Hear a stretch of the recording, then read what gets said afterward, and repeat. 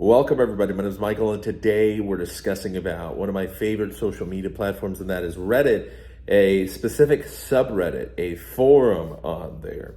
It is called Borrow, and then there's one, I think, Smart Loans, Better Loans, something like that. There's a couple of these. There's also random acts of kindness and whatever, money that you might need or favors. There's Secret Santa. I participated in that once one year and I sent out something. I forgot what it was. I think it was probably something cool. And I never got anything from my Secret Santa. So I was a little upset about that. I never joined again. But there was plenty of other communities where I had a ton of fun with. So our Borrow is essentially payday loans, except this time without seeing your income, in many cases, without seeing your credit score, that's for sure, without seeing your full financial profile. There's obviously a lot of risk involved. So why do people do this? Well, first off, these are usually people where you're rebuilding credit, or maybe some life event destroyed your credit recently. You've been generally good about paying your bills, but maybe it's medical debt that destroyed your credit. Maybe it was a financial emergency, whatever that is, whether you crashed your car or you broke your leg or someone sued you, or you had a family member that stole your social security number, used it, I don't know, student loans, who cares, anything. You lost your job, whatever.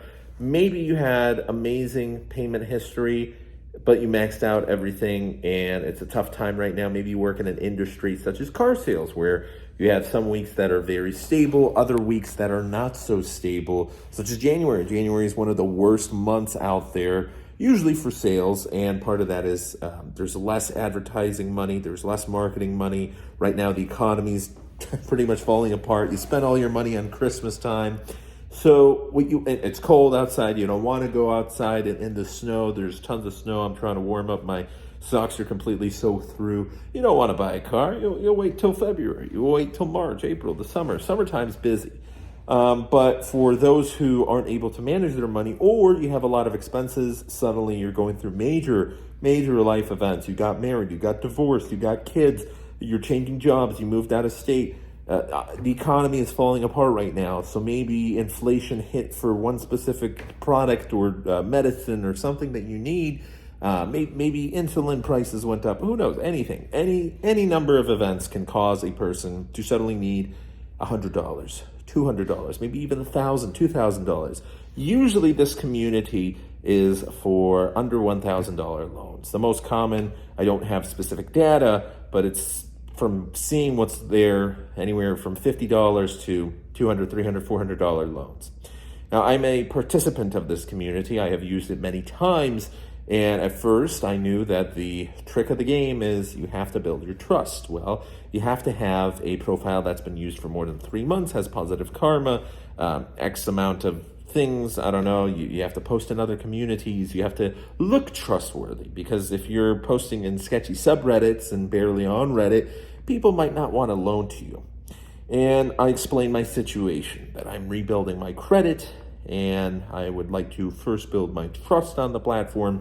And that's why I can't remember exactly, but I think I loaned $20, or maybe it was $50 or something like that. Maybe it was $20. And I said, obviously for the first loan, it's going to be higher interest, whatever it was, whether that meant I borrow $20 and pay back $25.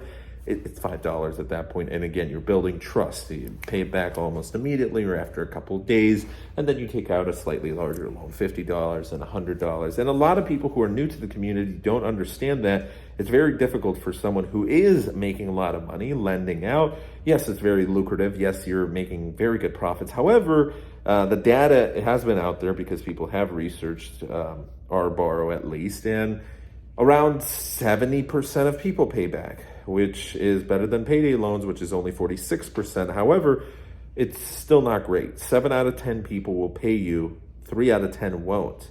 So what happens if you made $500, but you loaned out also $500 to the 7th or 8th person that week, and suddenly, boom, they don't pay you back. You just lost all your money.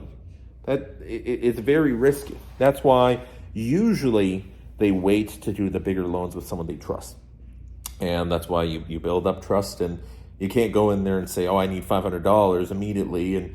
And sometimes maybe there's a sad sob story, whatever. I don't have food, I can't this, I lost my job. And some people may give $100, $200. But sometimes people may not get accepted if you have lower interest. Well, I'll borrow $100 for 4 weeks and I'll pay you $1 profit. Well, then that's not going to happen. What I've found commonplace is 10 to 12%. 10% is my idea is below 30 days, maybe 31 days, maybe just a little over a month. So we're usually around a month or less. 12% if it's longer. I've taken loans for 45. I think the longest up to 60 days. Generally, these are short-term loans. They're not payday in the sense that it's week to week or every 2 weeks or every month whenever you get paid. It's more so you take out a loan for a month. You take out a loan maybe for a month and a half and everything's going to be fine. And in these cases, you would ask, well, what do you need the money for? Why are you taking out loans? And for 10%? 10% is a lower percentage than I would get with personal loans, with my credit. When you're rebuilding credit, here is why you want to take something that may seem high to the average person. But again, first off, working in the car industry, I see 800 beacon scores, very, very excellent credit that are getting 5, 6, 7. I've seen an 880 get 8.8% recently because interest rates are very high. So 10%, honestly, it's not bad. And especially when you have lower credit, when a personal loan will cost you 35%, anywhere from 30 to 35%, that's when you realize, okay, 10%, 12%, even 20% is better. Now, there's the other end of this. Well, what is percentage? It's annual percentage yield, right? Well, the problem is annual. You're talking about annual where this loan, personal loans are usually higher percentage, but they're for longer extended periods. So when you're taking out something and paying 10% in a month, obviously that's going to be higher interest. However, here's the catch. Many times, if you want to take out a loan, a personal loan for a shorter period of time or a smaller amount, they're not going to let you. Certain states have minimums. I think in Illinois it's like $2,000 or whatever it is. And besides credit rebuilder loans, which are different. I don't know. There's different policies. Every state's different. I know some companies have different policies. I've seen it all across where some states, $2,000, $3,000, $4,000 minimum. You have to take it out for X amount of months. Some loans you might have penalties for prepayment. So in such situations where maybe for short-term loans, it's either a lower percentage rate or even if it's higher, you wouldn't be able to take out a personal loan. The only real competitor is credit cards. Well, what happens if you already have credit cards, but they have very low limits? You have secured cards, you're waiting for them to graduate, or you're waiting for that for your credit limit to double or increase.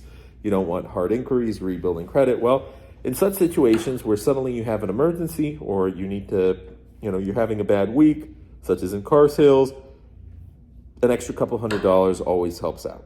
And if you take out $400 and you spend $40, again, if it's an emergency situation where if you're not going to be able to pay your car insurance, for example, and your car insurance lapses, and your car insurance maybe was $300, would you rather pay the $30 to take out a $300 loan, or would you rather get hit with a $500 charge and then still owe the $300?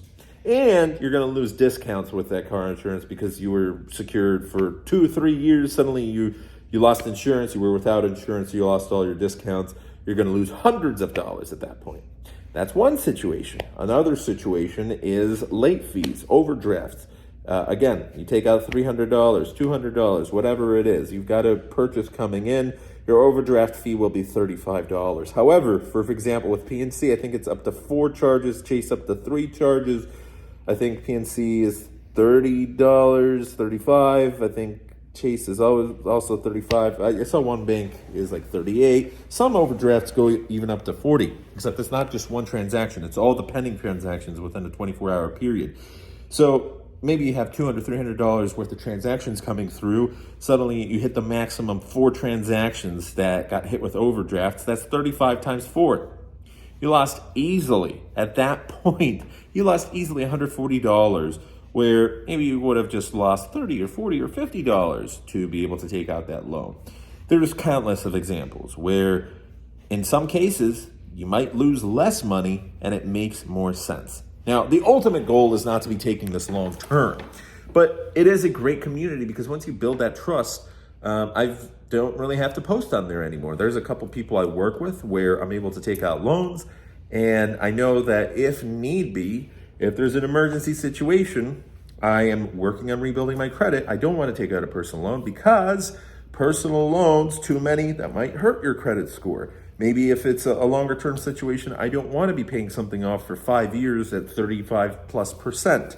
Obviously, you don't want to take payday loans, actual payday loans that can go up to a couple 100%. So this is way better than that and way less sketchier. If you're working with someone, you know that they're benefiting from you because, yes, you're paying them 10, 12, 20%, whatever it may be. However, in many cases, you're taking out a loan for something that was either necessary because maybe you didn't get paid. There's been weeks where I wasn't paid until the next day or the day after, or there was a holiday and the check was over $1,000 and Chase was holding that check. This has happened 3 times over the past year where checks over $1,000, which I needed to pay off, rent or food or gas bills or anything, they didn't come, or they came a day late, or I got them a week later or 2 weeks later because they were put on hold by Chase or PNC or whatever, and there's been multiple situations like that.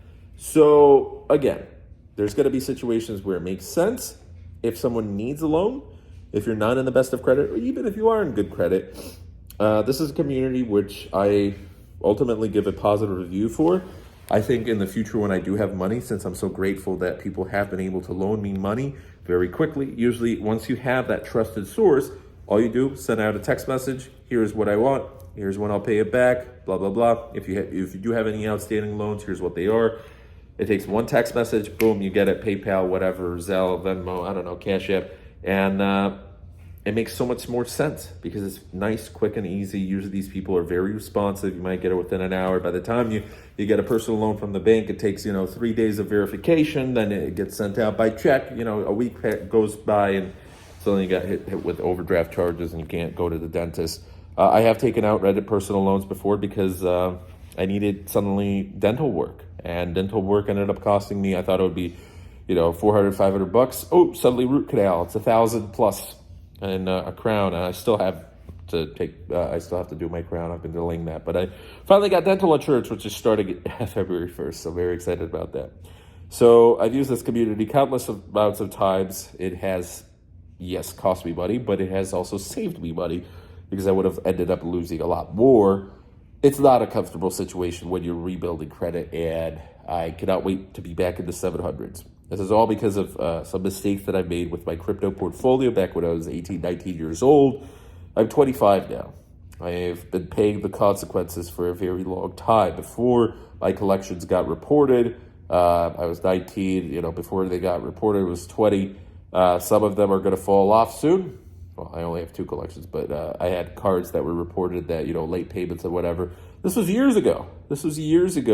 And all my payments have been 100% on time ever since. However, my credit score has been rebuilding and it's better, but it's still not in a spot where you get very high credit card limits. I wish I had one credit card that gave you $15,000 limit or $5,000 like I used to have. Because at that point, that usually makes more sense than Reddit loans, because if you pay it off before that month, you don't have to pay any interest. However, I keep getting credit card offers, $300 limit, $200 limit, $500 limit. What's that going to do? Especially if it's a paid credit card. It's going to end up costing me more. It doesn't make sense. It's not a comfortable situation, but again, this is something that you can use in emergency situations if you need it. It's not going to cost you that much money because, again, you're usually not borrowing $5,000. If you're borrowing $100, it's going to cost you $10. But again, you're able to make that up. Maybe you have a bill due tomorrow, and you're able to DoorDash, but you don't have that much time. So you could make up that $100 within probably the next 72 hours, but you've got that bill to be paid next, tomorrow. If it's something even shorter term than that, I'm sure if you have a trusted companion who's been loaning you, you're able to ask for something less than 10%. Single digits. Hey, I'll pay you, I need $100, I'll pay you $5. Should be easy enough. Again, if someone has been using this community or has been monitoring this community and has enough money that they're able to play around and try and invest and make money from them, from the loans, go for it. It is something that eventually I would like to do. It kind of sucks that there's still plenty of people that don't repay, but there's some risks and scammers and hackers and whatnot that you have to look out for. There's always going to be risks, of course, still. There's going to be situations that you can't foresee, but there's going to be people like me who have been paying on time, and I have been taking even 3 or 4 digit loans, and everything's been fine. And again, it's something that is just like a credit card or a personal loan or an auto loan. It's there when you need it. That's my little opinion. I've never made a video on this topic before, but I've used it. I thought it would be very cool. I was reading an article recently about someone's opinion on the community, and overall, I think it's a great community. I love Reddit. There's been plenty of times where people have been able to help, and it is something that's very worthwhile. So those are my 2 cents. Thanks for watching. Have a good one. We made this a long one. All right, have a good one.